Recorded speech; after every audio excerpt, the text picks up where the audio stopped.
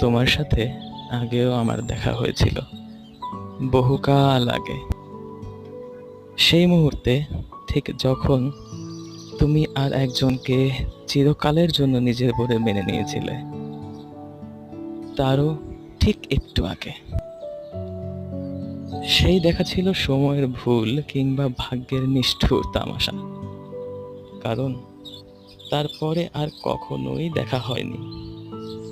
শুধু মনে আছে সেই শেষবার আমি চোখের জল লুকিয়ে হাসছিলাম, আর তুমি কোনো কিছু বুঝেও না বোঝার ভান করছিলে।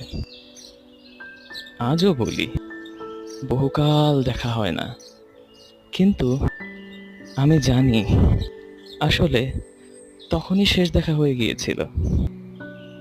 এরপরে যা ছিল তা শুধুই অভিমান আর আমার এক পেশে অপেক্ষা।